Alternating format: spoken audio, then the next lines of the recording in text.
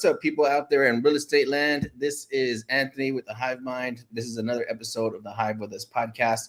Today we have an amazing guest. I think as these shows continue to go on, the guests just keep on getting more and more intense and amazing. So I'm excited about today's. It took us a little while to get this gentleman on the show, but I'm sure he has lots to share. I think where our real estate career and our business career is headed, you're going to eventually need to learn what this gentleman knows along the way, and something that he's taken a big part in. So yeah, I want to introduce everybody to Mr. Tim Mai. Hey, what's up, man? I think you're muted.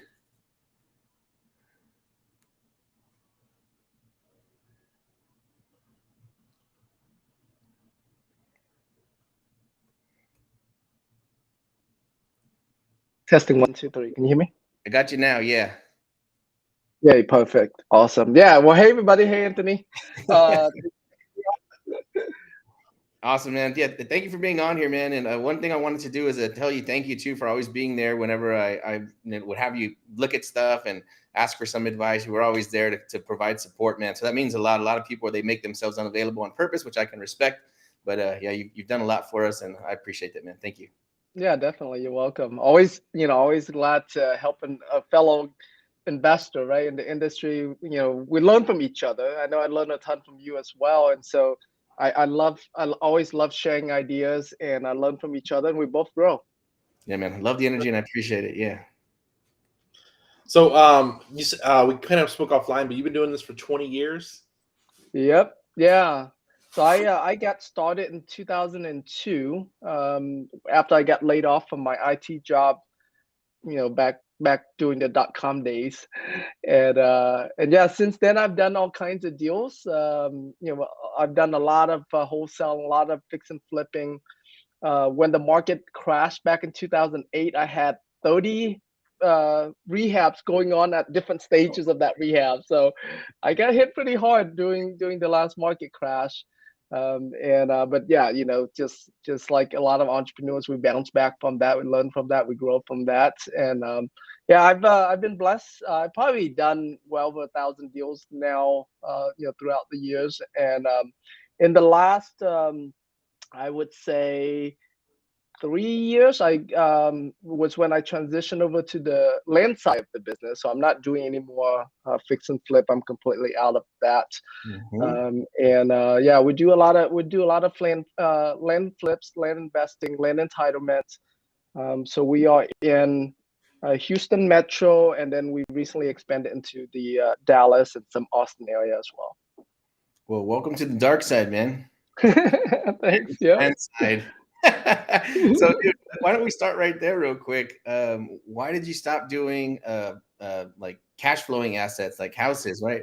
Because land is cash flow. So what would possess you to get into land? Yeah. So it was actually completely accidental. What happened was I was at that time I was buying a house and then do an addition, turn it into a duplex. And then the remodeling for those, the construct, they're pretty hefty. I'm like, okay, if I'm gonna do this much, I'm gonna spend over $100,000 just to remodel and do the additions. I should look into building new. So I ended up I bought a house that has 3 lots next to it. I bought another house that has 2 lots next to it. And then while I was remodeling the houses to turn them into duplexes, COVID came, and the whole construction business got slowed down a lot during that time. And I was like, okay, I'm sitting on these lots. Let me see if I can sell these lots and get some cash flow. So I ended up selling the lots. Long story short, after I finished the house and everything, I made more money on those lots than I did on the house. I'm like, wait a minute. I don't have to deal with like evicting tenants, city permits, all of that stuff. All I did was just resell those lots. I'm like, okay, you know what? I should get into lots. And then I got on one of John Alexander's call, and like on the first 5 minutes or so, he said that one of the best lists when it comes to land is out-of-state owners. I was like, okay, that's all I needed to know. So I got off, I got off the call, pulled an out-of-state owner list, and boom, we did. The first year in land, Yeah, we did probably over $700,000 with that strategy. So I'm like, this is no brainer. Yeah. It's Golly, dude. it's crazy to hear because you're not the first person to say that. Like I was doing houses, and then I actually fell into land and made more money than all the houses. So you're not the first person to tell us that. So it's kind of funny to hear. Yeah. And I mean, even when I sold those lots at that time, like looking back now, it's like, I mean, I should have sell them for a lot more than I did. So even at the price I did sold them at, and made good money on them, they were still under market because at that time I didn't know you know what all to do yet. But yeah, it's good. Yeah, we talked about that yesterday on a podcast. That you can't count the dollars looking backwards. If we look, if we look at everything we missed out on, like, dang, if I known what I know now. Yeah, But exactly. shout out to John Alexander. He's hanging out with us right now. Boom, yeah, man. John's paving the way for a lot of people to get into the land game, man. The Land Mogul on Instagram. Yeah, I've followed John for a long time, even with his lease purchase stuff back in the old days. So yeah, so John been a long, long time mentor of mine, sure. Yeah, we met him on Clubhouse about roughly almost 2 years ago. Yeah, and yeah, he's done a lot for us, and he's put a lot of knowledge on the table, and yeah, he's always helping people. He's helped a Yep, lot of HiveMind people get deals. And he's been with HiveMind since the beginning. Yeah, so we love John. He's an icon. yep, Cool, he man. is. So let's. I don't know if you want to talk about this later. If you want to go a little bit to what you're doing now in land, how your operations are running. I want to talk to you about capital raising at some point because we're getting to the point to where if we had a little bit of excess capital laying around, we can make some miracles right now. So Right. Yeah, we definitely can talk about that. So, in my business model, we acquire a lot of these land. Sometimes we use our own money, but a lot of times we use private money to actually close on them, and then we would list them on the MLS. We're able to get more dollars out of it that way, mhm. and we're not really a rush to sell, right? Because we already close on it, and so that gives us time, that gives us more ability to negotiate with buyers. And yeah, in terms of raising money, especially depending on the size of the deal, but typically if it's $1 million or less, finding private lenders to fund a deal like that is fairly easy. There's if you ever done, if and the people listening, I mean, if you ever done fix and flips, you're familiar with that hard money lending type industry, right? Type business. And so a lot of those private lenders, they're used to lending on houses. They're not that used to lending on land. But if you've done some deals with them and they trust you, they'll go wherever you want to go. I mean, they have that level of trust. So that's what I did. I started talking to my private lenders from all the house flips I've done, and told them, hey, I'm getting into land now. We have different types. That we have the infill lots, which are very easy to do. We comp them just like the way we do houses. So the loan on them is very straightforward, nothing much. And then some of the lands that we do that's a little bit more rural, harder to comp. But I can certainly just start you with the easy ones, so that way you get familiar with it. And then when we get a bigger deal, that is not as easy to come. At least now you know how the business works, and so I have those kind of conversations with them. Some say yes, some says no. It's not a big deal. You just having conversation with more people. If you don't have any private lenders, you certainly can talk to some hard money lenders. Some will do that. Hard money lenders tend to be more expensive, a little bit less flexible. But some of them have a lot of money, so they certainly can do it. They'll some every hard money lender is a little bit different, but they'll want to see your credit. They'll want to see that you have some money in the bank account for reserves. And yeah, I was just a friend of mine has a 55 acres in Nacogdoches, and he's looking to buy it and subdivide it into 11 acre lots. Mhm. And so he asked me, "Hey Tim, you know anybody, that would loan on this, so that way I can buy it and do the um, you know do the subdivide?" And I hooked him up with a hard money lender, and yeah, I mean they're willing to lend on it. And so yeah, those lenders definitely exist, but I would say private lenders it's the probably among the easiest, especially for a lot of the land deals. Now, if you're doing bigger deals where you're going to do development and stuff, the kind of capital raising I do these days are syndications for commercial real estate, apartment buildings. Typically, they're 10 million plus type properties, and so you are having to raise a lot more money. So you pull, instead of one person, let's say one person gives you 100,000, you might have 10 people or 100 people each give you 100,000. That's what a syndication does. And so, yeah, you don't really need to worry about syndications until you do much bigger deals. Like I have a couple of deals right now that I'm looking to do land development on. So I've closed them with private lenders when I bought them, and I'm going through the process right now to get them rezoned. Getting bids for civil engineers and all of that stuff that we need to do to then do one of them. I'm doing a mixed use, so commercial in the front, multifamily in the back. Another one that's going to be a build to rent subdivision, probably around 100 lots or so there. So in a case like that, I am using private money to buy it. I'm using my own money to get it to entitlement phase. Entitlement is basically where you get the rezone and all of the approval in place. Mm-hmm. And then once that is done, then I'm doing a syndication to raise money to then do the actual development. So as you can see, there's different stages of how you can fundraise for these deals. Man, that's amazing, dude. So I've never put together syndication, but that's so funny that you said that because I've never heard you say it before.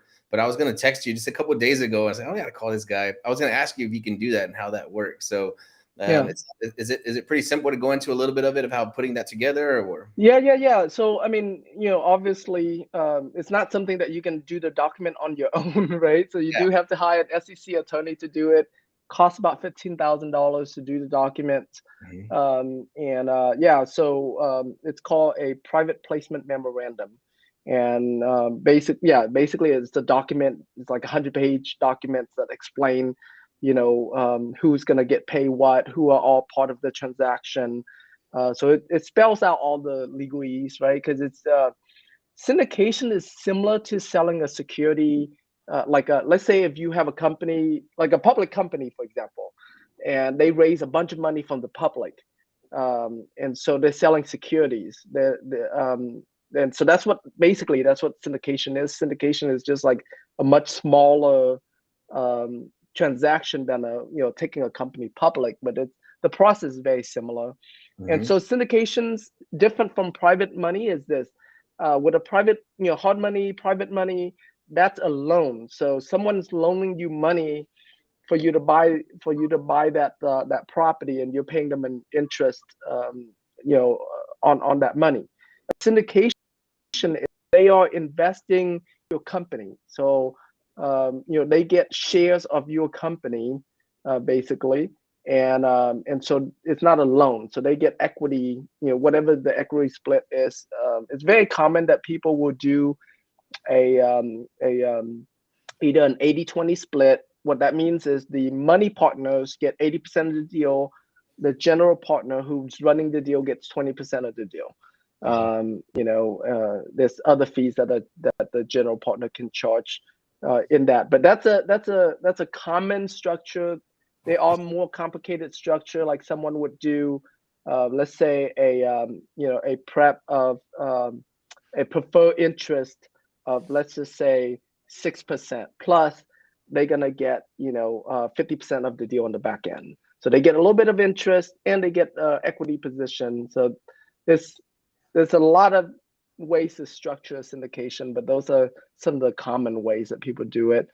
It's just in terms of the actual, but outside of the document itself, raising money from the people is very similar. It's just that you don't have one private lender to deal with, right? You have however many, depending on the deal. Like I said, let's say you're trying to raise $1 million. If you have a private lender that loan you that whole $1 million, you only have one person to deal with. But in a syndication, most likely, each person's going to invest 100,000 with you, and so now you have 10 people that you have to work with. But it's scalable. It allows you, when people are $1 million, not a big deal, but when you're doing $10 million deal, $100 million deals, then you need that scalability that a private lender. It's very hard to find a private lender that will write a check for 10 million or 100 million unless they're big institutional players. But no, yeah, no, normal private lenders are probably not gonna find that. So you do have to pull, a bunch of people together to invest into your deal, for you to do the deal. Yeah, man. So we're gonna have to have that conversation and continue that conversation, I guess, another day when we're not on the show. But I know I sent Tim one that was 80 million. He's like, yeah, send me the paperwork. I'm gonna take a look at it. Might have somebody. He wants to play that game. All right, let's try it. Let's see what happens. That's crazy, man. Yeah, I'm excited about that. It just dawned on me. Yeah. Like, I mean, I know you're jokingly about it, but you'd be so surprised this is how it works. Like when we're playing with houses, we're playing with tens of thousands, maybe hundreds of thousands, right? Mm-hmm. And for us, like, oh, that's normal. Like we speak that language, right? But let's say I have my son who's 18 years old that I'm training in the business. He did his first land flip actually in Fifth Ward here in Houston. Nice. But for someone like him, for example, right? When you're talking 100,000, a million, like for him, that number could be really big. Yeah. But right, and so it works same thing for us because we're so used to dealing in the $100,000 range. When talking about tens of millions, 100 millions, it seems so really big.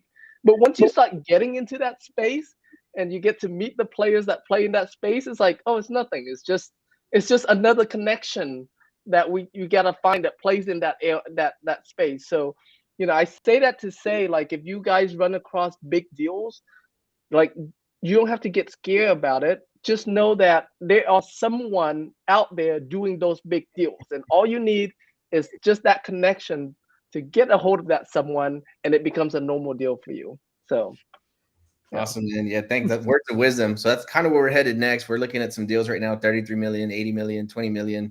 And even though we haven't completed that kind of transaction, I keep saying the same thing. It's like, I'm just glad to like sit at those tables and have those conversations and be on, Zoom with those people like yourself. So exciting, man. Exciting. I'm gonna keep sending you like that. Yeah, definitely. You spot a winner. So as far as when you're raising private capital, are you looking for, you have to find accredited investors always? And what's the strategy how that works? Because a lot of people might not understand that space. Yeah, so if you're talking about, private capital, there's two different kind, right? So when I'm saying private money, just to give some distinction here. So if I'm referring to private money, I'm referring to a private lender similar to a hard money lender that lends on fix and flip. Okay, so those people, no, they don't have to be accredited investors at all. They're just they're just one person. They are not buying a security in your company. They're loaning the money to you. So the law is a lot easier on those type of deals. And so that could be anything. That could be anyone. My very first private lender when I first started out was my sister. I knew that she had some money sitting in a CD. In case you guys don't know what a CD is, they're not very popular these days anymore, but they used to be a lot more popular. Certificate of deposits that banks give out. They pay very little. I think at that time she was earning about 1%, interest on her money. And I was like, well, you have this money in the CD, it's only getting you 1%. I can give you at least 3 times that. So I give you 3%. So that's a private, that's an example of a private, lender, right? And then when you get over to the syndication side, there are different types of syndications. There are, and I'm getting into legalese here, but you guys don't worry too much about it. But there's a Regulation D 506B that will allow up to 35 non-accredited investors. And so the only thing about the 506B is that you can't publicly advertise that deal, and so it has to be people that you have personal relationships with, the SEC goes into all of like how many touches you have and stuff that goes beyond this call. But the point being is that if you want to raise money from non-accredited investors, 506B, you have to have relationships with them already, like your friends, family. You can talk to them about that deal, and there's no minimum. You be like, hey, grandma, can I borrow $1 million, $2 million? Yeah, of course. You have the deal, we have the money. That's how it works. Hang on, mijo. I'll write you a check right now. Yes. So yeah, so in a 506B, there's no minimum. Like you can do as low as you want, but you don't want it too low because then you would need a lot more people that you need to raise money from, right? So let's say you're trying to raise $1 million. If each person invests 100,000, that's only 10 people you have to deal with. If each person invests 10,000, that's 100 people you have to deal with, right? So do they all get so in the deal? Everybody that puts in money, or are they like silent partners, or are they active? Yeah. So they're silent partners. They're called limited partners, which is completely silent. They don't have voting rights or anything like that. And so that's a 506B. A 506C, that's for accredited investors only. So what that means is basically they have roughly about $1 million net worth, and you can advertise that type of investment publicly. You don't have to have prior relationship with them. So if you see any ads on Facebook that's raising money, typically that's a 506C, and they're raising money from accredited investors. Powerful information. Appreciate the clarification too, because nice. Like I said, I know a little bit, but not a lot, and that even helped me a little bit. So I appreciate that. Yeah, you're welcome. So if anybody wants to partner with you, do they just send you a deal directly? Do you have somewhere they can send it to? They say, hey, I have some land. I think you should take a look at this. Yeah, they can certainly hit me up directly. I'm pretty active on Messenger, especially. I'm pretty active on Facebook, and so certainly send it. And then the way it works is that if it's a normal kind of deal that my team are used to, I'll pass it over to my team. They'll handle all of that. But if it's a more if it's a bigger deal, more complicated deal, then I'll personally dig deeper into those type of deals. Okay, awesome, man. Yeah, I'm really excited about the fundraising aspect of putting some of these bigger deals together, because like it kind of goes beyond where seller finance isn't going to work anymore, and available capital on hand, even if you liquidated everything you had, isn't going to work anymore. So yeah, you need to get some other people involved in some of these. Yeah, for sure. Especially if you're gonna get into like bigger subdivides, right? If you're gonna buy 100 acres or a few hundred acres and you're gonna subdivide, those bigger deals. Generally speaking, I think that there's no technically there's no size limit, but it's rare that I see someone that does a syndication for a deal that less than $5 million. It's because like I said, the document costs you 15 grand to create, so it's just for the document, and so there's cost involved in doing syndications. And so typically people do it on bigger deals. And then if it's smaller deals, they'll either use private money or they'll do joint ventures. So they'll bring on a money partner, maybe 1, 2, 3 partners that come on, pool money together. So that's more common on smaller deals. But yeah, when you're ready to do the much bigger deals, syndication is a very common way of doing it. And it's the law got easier since about 10 years ago, and so that's why now you see it's such a common place of people doing syndications now. Yeah, I got a bunch of deals in my brain cycling through right now. I'm like, we need to look at this one. We need to look at this one. It just opens up so many more doors. It does for sure. So now it's like, now I'm not afraid of looking at bigger deals. I know you guys know, but I've been interviewing a lot of guys on my own show. A lot of guys I've interviewed, they've raised over 100 million. What that means is typically they've done over $500 million in business. And yeah, the deal size that they're talking about, it's huge. It blows my mind away. And it's they talk about like it's nothing. It's like it's just another zero, and you raise more money for more people, and that's it. That's all I was gonna ask. What are you learning? Like, what are the main takeaways you're learning from interviewing people like that? Because I've seen you interviewing some whales on there. Yeah.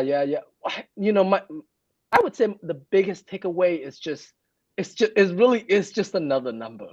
Like it's just another zero. Like we, like we tend, and me personally, shoot, I've been in real estate for 20 years now, most of which has been in single family home space. And the reason is because for the longest time, I just said to myself, it's like, oh, these apartment deals, these bigger commercial deals, they're too difficult, they're too big. I'm comfortable with these little houses that I know what to do. I can do it with my eyes closed. And so like I have this limiting belief that I can't do these big deals. They're more complicated. Well, the truth is, now that I'm in it, it's so far from the truth of the way I used to look at it. With these big deals, it's almost never that you find one person doing this whole big deal all by themselves. It just doesn't exist. So it's a very in this bigger deal space. It's a very teamwork. So you have you generally have several people that come together, and they might be business partners in a specific business, or it could be like you have your own business, I have my own business, but we found a deal and we come in and do the deals together. And then let's say you handle all the acquisition, I'm going to handle all the capital raising, and then Daniel's going to handle all of the development. So it's a very teamwork type of environment. And that's the reason why it's not a big thing to do these big deals, is because you're not by yourself. You're not trying to do it all on your own. You have a whole team that's going to come together. And some of these deals where, let's say, I see a syndicator needs to raise $100 million on just one deal, using that as an example. What happens is that the person who might be in charge of that deal, they're not the only person raising money for that deal. There might be 10 or even 20 entities behind that's all coming together to raise money for this big, big deal. And so it's all about teamwork. It's not about like individual work. Even if all you can raise is $1 million, let's use that as an example. Let's say it's like, okay, if you can exhaust all of your whole network, you can raise $1 million. But because you can raise $1 million, you can be in with one of the 20, 50 guys that's gonna raise that whole $100 million.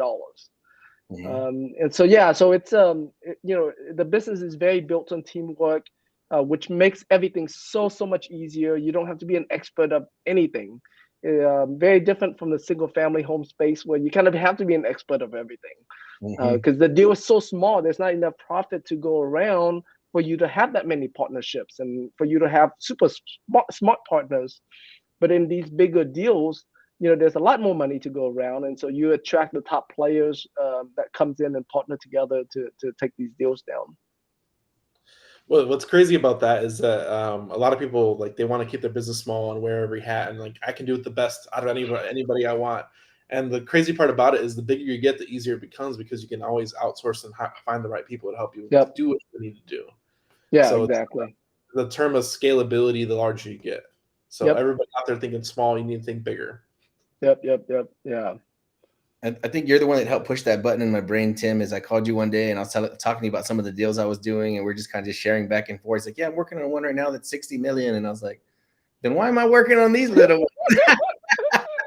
So it's cool I think that's probably something that I've enjoyed the most, even more than like the dollars and cents about these deals, is the people that you meet, the connection. You said the quality of people, like the ideas that they have, just personality types.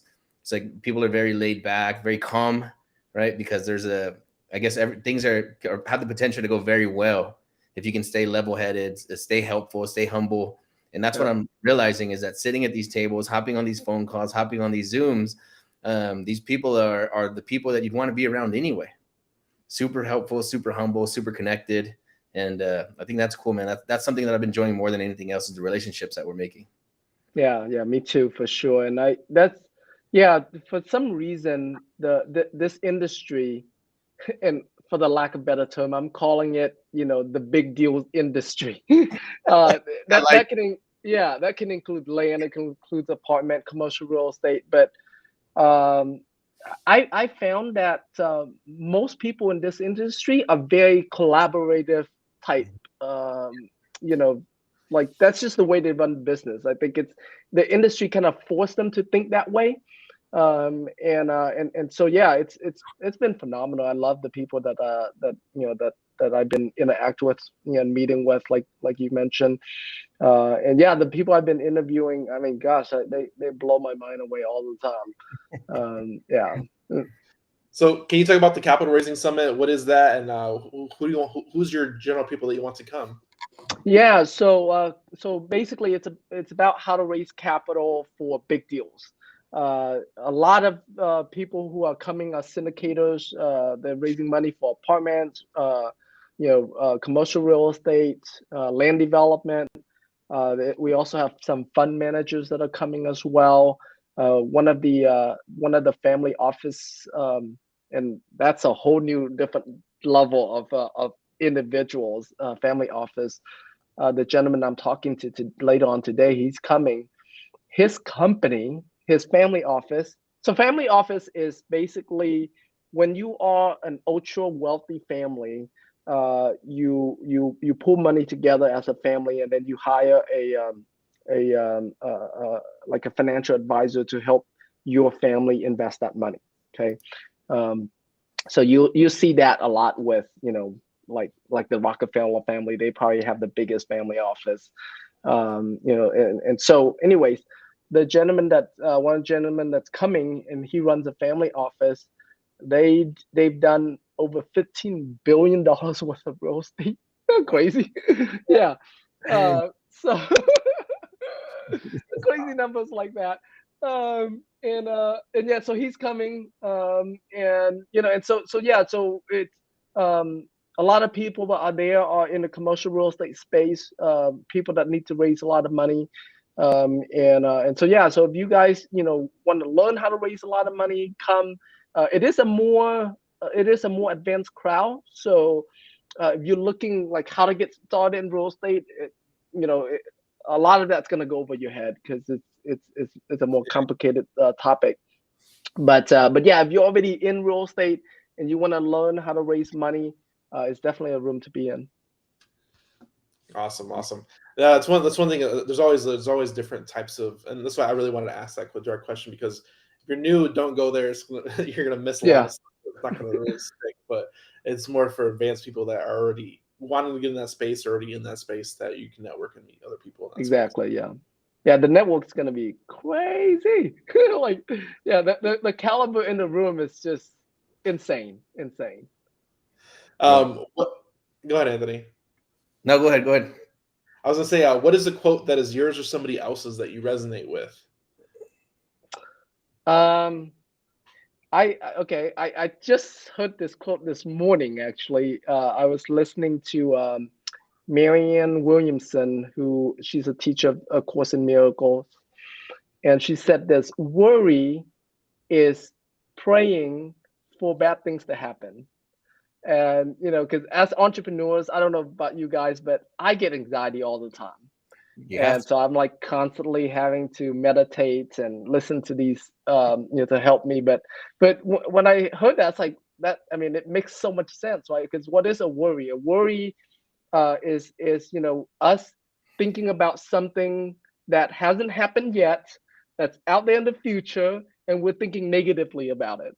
So it's like it is like dreaming about something bad's going to happen. And so yeah, that was a really good quote. Not anything has to do with business, but if you're like me, if you're a worrier, if you get anxiety, keep that in mind. Yeah, I'll tell you what, man. If you're not growing and stretching and pushing yourself, then you have no stress, you have no worry. But if you're always pushing yourself outside of your comfort zone, yeah, you're gonna have it. I'll tell you something that helped me a lot was getting rid of caffeine because I was just going through cups and cups of coffee, not thinking about it, feeling great, Yep. plenty of energy. But I was like, why in the hell am I worried like so often? Like, what is it? And so once I eliminated the caffeine completely, I feel like at least 50%, 75% of it went away. And then I added CrossFit, and that's helping too. So. That's awesome. Yeah, I agree with you. I mean, coffee does different things for different people, but yeah, it does give me anxiety attacks. Yeah, So some days I drink for like $1,000,000, and then some days I drink it and I just start thinking about, I start highlighting all the little negative things that are going on, and like, man, why did I do it? I should have did this, and like, why am I thinking about this? Who cares? Yeah, I identified the problem and got rid of it. So that's cool. I love that quote, and I need to reread A Course in Miracles. It's probably been 15 years since I picked that book up. Yeah, good stuff. Yeah. Can you recommend a business book that can you recommend a business book in general that you like? A business book that I like. I mean, depends, on if you're looking for mindset stuff or more tactical stuff. But I love books that has around to do with mindset. I know, Rich Dad Poor Dad made a big difference for me. It shifted my mind a lot when I first started as an entrepreneur. I like books like Mini Habits, Atomic Habits. Talk about like little habits that you do. I like books that are Miracle Morning is really good too. I go through different phases in my journey where, okay, I'll take one discipline or one practice. I'll go all in with that practice. Whether that's meditation or that's journaling, or so I'll do I'll you know I don't, and probably has to do with my personality type too. I find myself, I'll do something for a few months, and then I'll go and try something new for another few months, and I'll do it in stages like that. Versus, I know some people, they have the same routine that they do every single day, right? Like they're gonna, meditate, journal, read, like every single day. They do it that way. My personality just doesn't work that way. And so I have to change it around. I went through a period of time where I even shaved my head. I'm like, I just need to do something different. And so yeah, but yeah, I mean, Anthony, you're talking about like, CrossFit, stuff like that. Gosh, like mental health is a real thing. Mental illness is a real thing, right? And so as entrepreneurs, we, because of how much we have to do, and the amount of, like, even here at my office, right? I have so many staff I have to take care of and their families, and in the Philippines I have tons of VAs, so I have tons of family I have to take care of. And so yeah, like we deal with a different level of stress than normal people do it. And so we do have to stay on top of all the mental health that we could possibly equip ourselves with, right? Whether that's, meditation, or these mindset books, or CrossFit exercise, those are all good. So I mean, they're not exactly business, but they do more good for your business than any tactical stuff you could do in your business.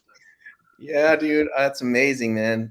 I said that recently. I said, I'm a better business person when I'm going to CrossFit, because I went several years ago for several years in a row, and I remember like how like invincible I felt, and everything always went my way. Everything was easy, meetings, sales, super super easy. And then I started to injure this shoulder. I didn't hurt it, but I need to lay off of it. So I stopped going for a few years, and I was wondering, like, things are going amazing, but I was like, I feel like I'm better at business than this. Like, what's going on here?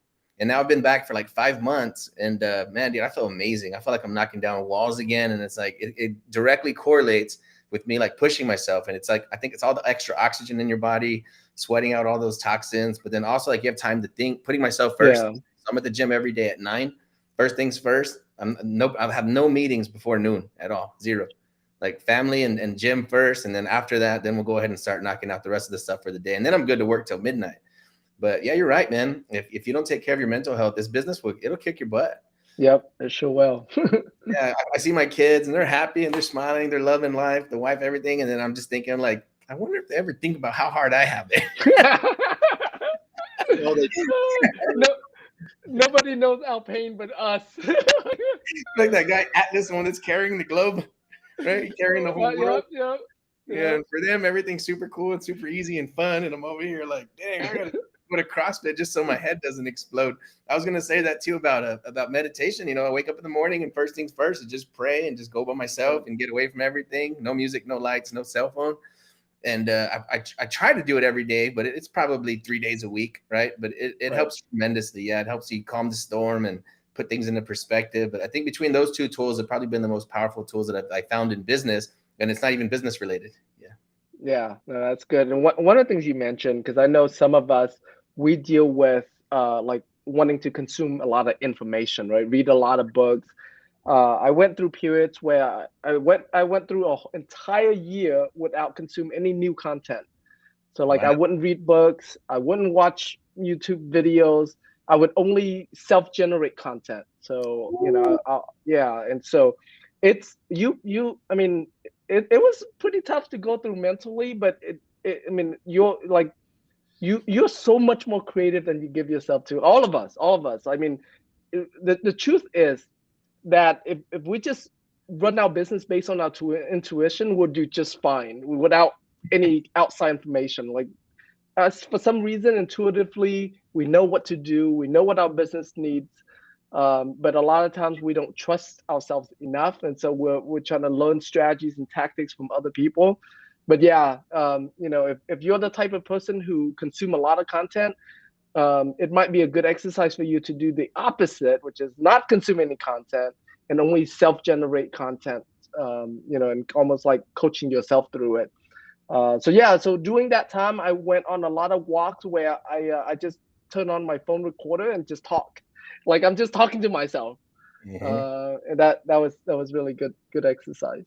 Dude, another powerful tip, dude. That's so freaking amazing. I forgot about that. So I would do it for like, I've never done a year, but I've done weeks and months at a time where no music, no YouTube, no nothing, no books, nothing at all. Yeah, just me and myself. And yeah, you're right. I mean, some of your best inspirations come during those periods. It's like an information detox. Because Yep, exactly. you're trying to learn new things over and over and over again, and you get overload. And it's like even the new information is not even helpful anymore. Right. But I think for Yep. people that are entrepreneurial, that you're trying to push yourself to grow, push your business to grow, that's something that you're gonna do. You're gonna end up with an information overload. So you need to do an information detox. That's powerful. Yeah. About that. Yeah. Yeah. Like you know, I earlier on at the beginning of the show, I share my what, you know, how I got started with land, right? Like I got on the call, I heard John share about one tip, just one tip. This is the list, and I got off the call. Like there was no more information, just implementation. Like that's a very important skill set you want to, you know, especially if you're out there and you're you know, you're having challenges doing your first deal or just having challenges doing deals at all. Yeah, and you know, stopping the information and focusing on implementation is super important. Beautiful, man, dude. I think we'll go ahead and wrap it up right here. This was an amazing show. Tons and tons of knowledge and gems. I'm gonna have to listen to this one a few times.